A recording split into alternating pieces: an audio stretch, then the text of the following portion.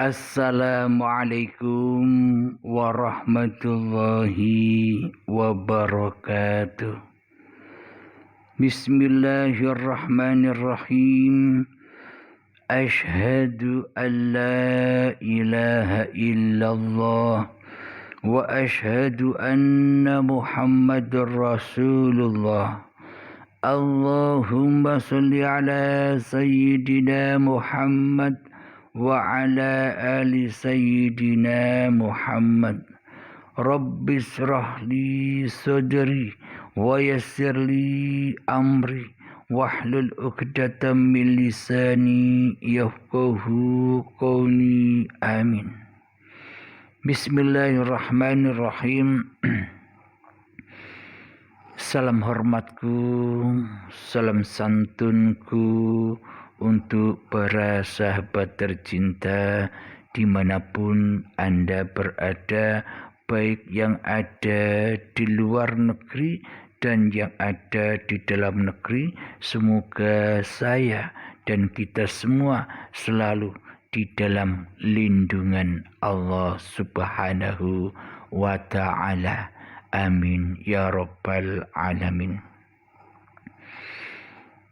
Sebelum kita melanjutkan pemaparan ini, marilah kita berdoa dahulu kepada Allah lewat sholawat. Zalimin daf'ul bala, sehingga hati kita bisa tenang, hawa nafsu kita bisa dingin, dan kita tidak jadi Tuhan lagi di hati kita.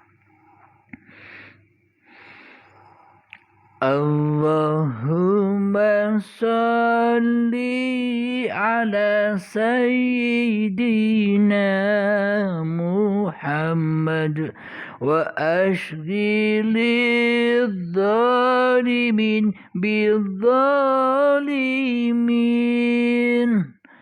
Allahumma salli ala sayyidina Muhammad wa ashghilil zalimin bizzalimin wa akhrijna min bainihim salimin wa ala alihi wa sahbihi ajma'in. Alhamdulillahirabbil alamin. Kita lanjutkan kembali pemaparan yang berjudul ternyata rukun Islam itu di dalam Al-Quran sesuai dawuhnya Allah itu ada 3 di dalam Al-Baqarah ayat 62. Yakni pertama iman kepada Allah, yang kedua iman kepada hari akhir, dan yang ketiga beramal soleh. Hanya 3 itu rukun iman yang diperuntukkan untuk seluruh manusia, siapapun orangnya dan apapun agamanya, bila di hatinya sudah kembali kepada penciptanya, bila di dalam hatinya sudah tak jadi Tuhan lagi, bila di hatinya sudah tak jadi raja lagi, bila di hatinya tak jadi penguasa lagi, maka itulah yang disebut iman yang pertama, iman kepada yang menciptakannya. Alhamdulillahirabbil alamin. Selama ini seolah-olah di dunia ini Allahnya tiada bagi kita. Iman kita selama ini Seolah-olah di dunia ini yang ada hanya wujud diri manusia kita selama ini. Terbukti di dalam apa yang kita pahami selama ini, bertemu Allah itu nanti ketika kenikmatan yang lebih afdol di dalam surganya Allah nanti itu, yakni menyaksikan wajhullah. Jadi kenikmatan yang teragung bagi manusia itu adalah menyaksikan Allah di dalam surga. Berarti saat ini, berarti di dunia ini kan Allahnya tak ada. Kan Allahnya gaib bagi kita. Allahnya bertempat di surga. Allahnya tak bertempat di dunia. Seolah-olah kita sebagai makhluk selama ini jalan sendiri tanpa yang menciptakan. Karena selama ini kita menyangka Allah itu gaib. Allah itu tiada, yang wujud, yang ada, yang hidup, yang berkuasa, dan yang punya kehendak di dalam hati kita selama ini hanyalah diri kita sendiri daripada Allah sebagai pencipta diri manusia kita. Inilah tanda-tanda bahwa selama ini Allahnya tak ada, Allahnya tak wujud, Allahnya tak hidup, Allahnya tak berkuasa sedikit pun terhadap diri manusia kita selama ini. Demikian bukan? Nah, bila demikian, bila Allah itu hanya bertempat di surga nanti, lalu bila sekarang ini tak ada Allah, bila sekarang ini Allahnya gaib, bila sekarang ini Allahnya tak nyata, bila sekarang ini Allahnya tak jelas, lalu buat apa Anda memeluk agama-agama yang bermacam-macam itu? Bila Allahnya tak ada, bila Allahnya tak wujud, bila Allahnya gaib, lalu buat apa kita ibadah? Lalu buat apa kita sholat?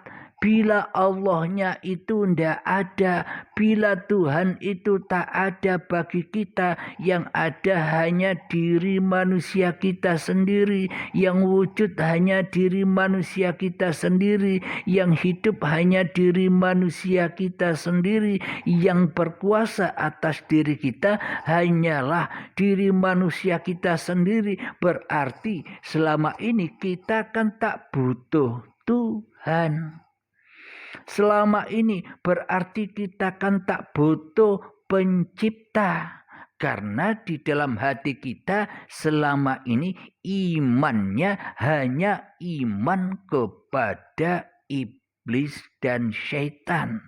Imannya hanya kepada hawa nafsu kita sendiri yang merasa paling wujud daripada wujudnya Allah, yang merasa paling hidup daripada hidupnya Allah, yang merasa paling urip daripada uripe Allah, yang merasa lebih berkuasa daripada kuasanya Allah, yang merasa lebih berkehendak dan lebih daya upaya daripada kehendak dan daya upayanya Allah. Lalu buat apa kita memeluk agama bila yang jadi Tuhan di dalam hati kita hanyalah hawa nafsu kita sendiri?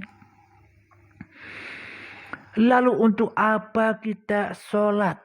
Untuk apa kita ibadah? Untuk apa kita melaksanakan kewajiban-kewajiban di dalam masing-masing agama kita bila di dalam hati kita tak bertuhan? Bila Allahnya, bila yang menciptakan diri kita tak ada, buat apa kita melakukan semua itu? Berarti apapun yang kita lakukan selama ini kan ompong. Selama ini yang kita lakukan kosong. Selama ini yang kita lakukan hanyalah angan-angan saja. Hanyalah kebudayaan agama saja. Agama di sisi manusianya, bukan agama di sisi penciptanya selama ini. Jadi apapun yang kita lakukan selama ini kan tiada guna dan tiada manfaatnya sama sekali. Bila yang terjadi Allahnya, adanya, wujudnya, hidupnya, kuasanya, kehendaknya besok di surga katanya. Berarti selama ini kan Allahnya tak ada di dunia ini. Yang ada hanyalah diri kita sendiri. Lalu buat apa kita sholat? Buat apa kita ibadah? Bila Allah saja tidak ada bagi kita. Bila Allah saja tak wujud bagi kita. Bila Allah saja tak hidup bagi kita. Bila Allah saja tak berkuasa atas diri manusia kita selama ini. Alhamdulillahirrabbilalamin. Inilah kenyataan realita aplikasi masing-masing hati manusia kita sendiri-sendiri selama ini. Seperti ini.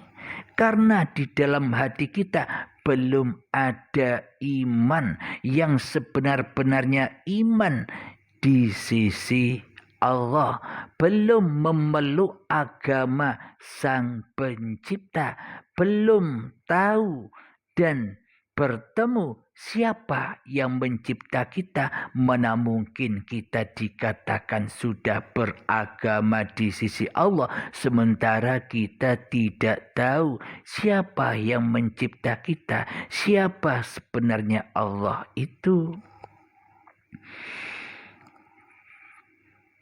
Jadi awaluddin ma'rifatullah, awal dasar segala agama-agama yang ada di bumi ini, yakni mengenal Allah, tahu Allah, tahu siapa yang menciptakan dirinya, kenal siapa yang mewujudkan dirinya, tahu siapa yang mengkuasakan dirinya, tahu siapa yang menghidupkan dirinya. Inilah iman itu. Bila kita tidak tahu itu semua, berarti kita selama ini belum dikatakan beragama dan bertuhan menurut Al-Quran. Agama dan bertuhan kita selama ini kan hanya menurut manusia. Kita selama ini berselimut yang tebal. Kita selama ini seolah-olah menjalankan perintah-perintah agama-agama kita.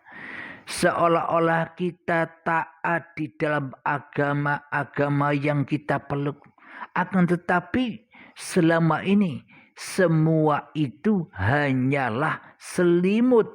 Selama ini hanyalah penutup, penghijab untuk menutupi kebobrokan iman hawa nafsu kita sendiri, agar tidak diketahui orang lain bahwa kita ini belum beragama.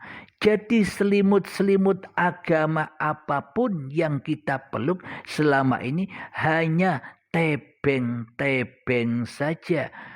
agar diketahui manusia kita bukan ateis, agar diketahui oleh manusia kita sudah memeluk suatu agama.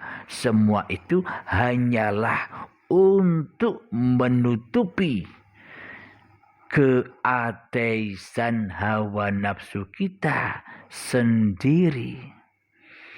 Jadi amal-amal ibadah, amal-amal sholat yang kita lakukan hanya untuk mempertebal hijab-hijab akan Tuhannya.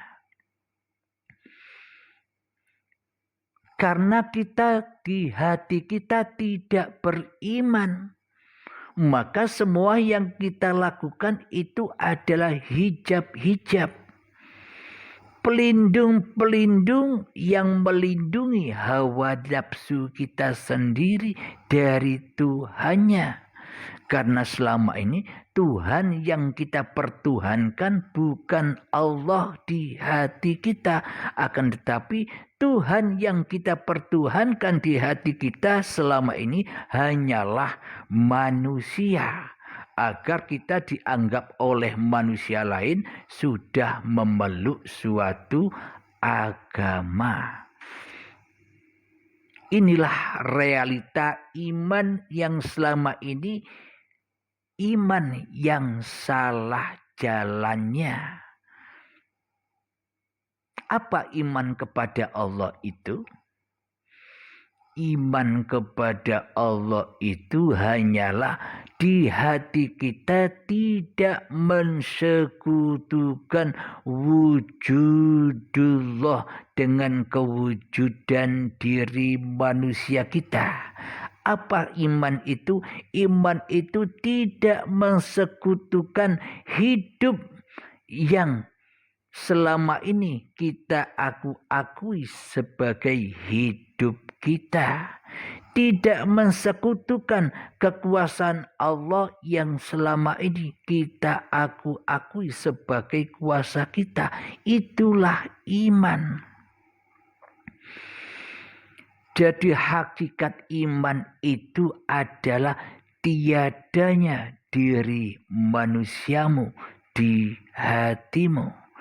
Jadi hakikat iman itu adalah tiadanya kewujudan diri manusiamu di hatimu. Jadi hakikat iman itu adalah tiadanya kewujudan hidup diri manusiamu di hatimu. Jadi hakikat iman kepada Allah itu tiadanya kekuasaan manusiamu di hatimu. Sudah hancur lebur, yang ada hanya kewujudan Allah, yang ada hanya uripe Allah, yang ada hanya kekuasaan Allah, yang ada hanya kehendak daya upayanya Allah sendiri. Maka paslah dengan kalimat thayyibah la haula wala quwata illa billahil aliyyil azim. Itulah yang dikatakan iman yang pertama, iman kepada Allah. Di dalam surat Al-Baqarah ayat ke-62. Inilah aplikasinya di dalam hati. Bagaimanakah cara mengaplikasikannya? Ya belajar terus, melatih terus menerus sampai ajal menjemput. Melatih terus menerus agar di hati kita tidak jadi Tuhan lagi. Akan tetapi jadi utusan. Maknanya kita beraktivitas hanya dikuasakan oleh Allah, bukan kekuasaan diri manusia kita sendiri. Alhamdulillahirabbil alamin. Inilah iman, rukun iman yang pertama bagi seluruh manusia. Imannya ya iman seperti ini. Kita lanjutkan kembali kepada rukun iman yang kedua, yakni iman kepada hari akhir. di dalam surat Al-Baqarah. Bagaimanakah mengaplikasikan iman kepada hari akhir? Bila di dalam Islam selama ini kan kita beriman kepada hari akhir atau hari kiamat kan besok. Belum tentu kita ketemu dengan kiamatnya. Berarti selama ini iman kepada hari akhir kita itu hanya dusta belaka. Karena hari akhirnya, hari kiamatnya belum ada, belum nampak, belum jelas, belum nyata oleh diri kita karena belum berakhir, karena belum kiamat. Jadi iman yang kita peluk selama ini hanyalah iman-imanan, iman bohong-bohongan saja tanpa aplikasi dan praktek di dalamnya. Jadi yang dimaksud iman kepada hari akhir itu adalah ketika kita sudah menyadari bahwa hanya Allah lah yang wujud, bahwa hanya Allah lah sang pencipta yang wujud, yang ada, yang hidup, yang berkuasa, yang punya berkehendak. Bila sudah nyata Allah kembali kepada sifat-sifatnya, maka sirnahlah apa yang kita akui sebagai milik kita selama ini. Itulah yang dimaksud hari akhir. Berakhirnya kerajaan diri manusia kita.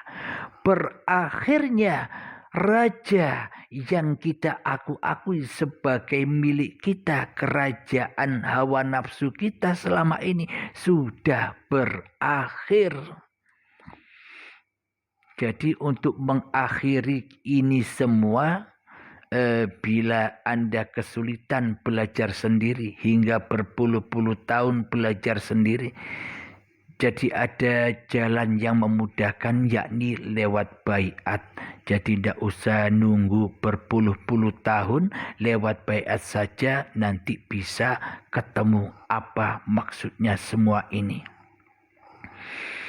Jadi di sini baiat tidak ada paksaan, hanya Allah yang mengkehendakkan hamba-hambanya untuk mengenalinya. Alhamdulillahirabbil alamin. Kita lanjutkan kembali iman kepada hari akhir itu yakni hari kebangkitan. Apa hari kebangkitan itu? Hari bangkitnya kesadaran diri manusia kita akan Tuhan yang sebenar-benarnya Tuhan yang mentuhani diri kita selama ini. Inilah makna hari kebangkitan itu. Kebangkitan kesadaran manusia di dalam bertuhan, yakni sudah pindah alam. Tadinya dari alam dunia, yakni linafsi, manusianya yang jadi Tuhan, pindah ke alam lain, yakni pindah ke alam ilahiyah, pindah ke alam lillahi ta'ala. Inilah yang dimaksud alam akhirat. Maka dari itu doa yang dilanggengkan itu doa sapu jagat. Rabbana atina fid dunya hasanah. Ya Allah, baikkanlah aku di dalam dunia ini. Wa fil akhirati hasanah, dan baikkanlah akhiratku, akhir kekuasaan diriku ya Allah. Wa qina adzabannar, dan akan terlindung dari api-api neraka, api-api hawa nafsu kita.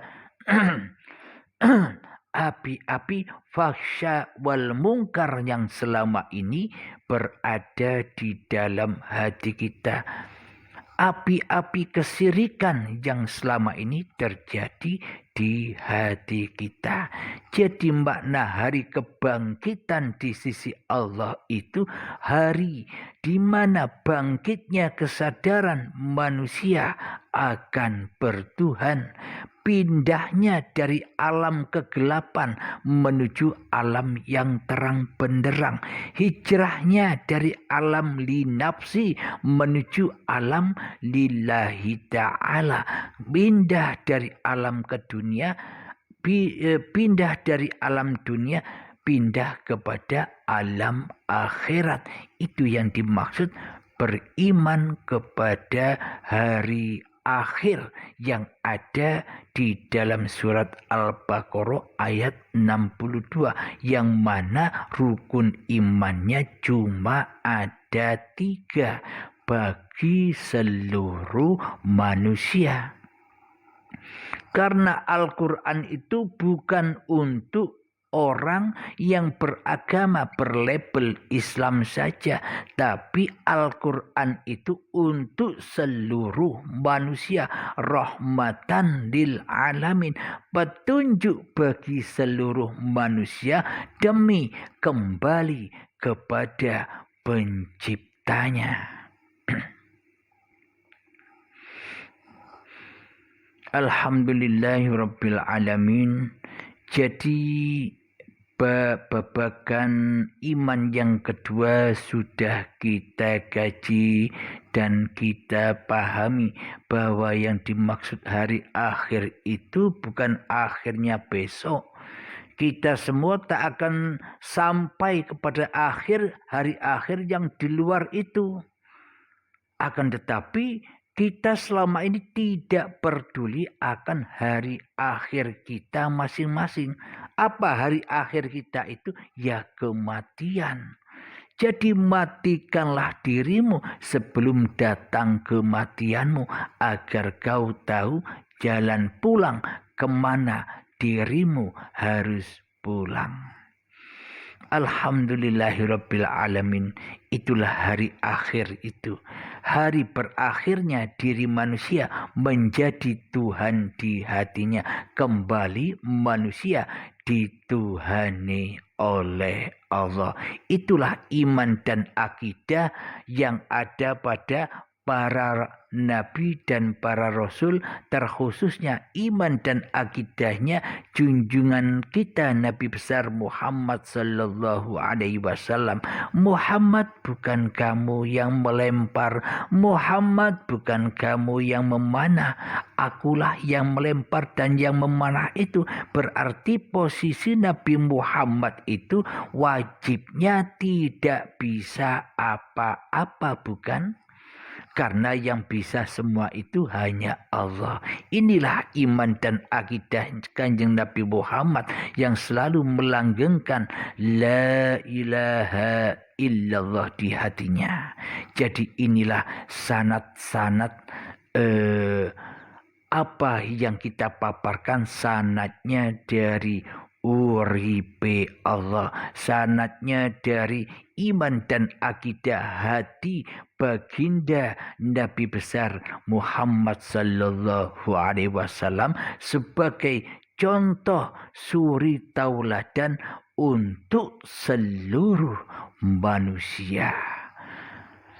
Alhamdulillahirabbil alamin. Sebelum kita akhiri kajian ini dan kita lanjutkan lagi di babagan iman yang ketiga di episode yang akan datang, kita akhiri dengan berdoa semoga kita semua terhindar dari balak-balaknya hati, dari kejam-kejamnya hati, dari zalim-zalimnya hati terhadap Allah Subhanahu wa ta'ala. Allahumma salli ala sayyidina Muhammad wa asghil zalimin bizzalimin. Allahumma salli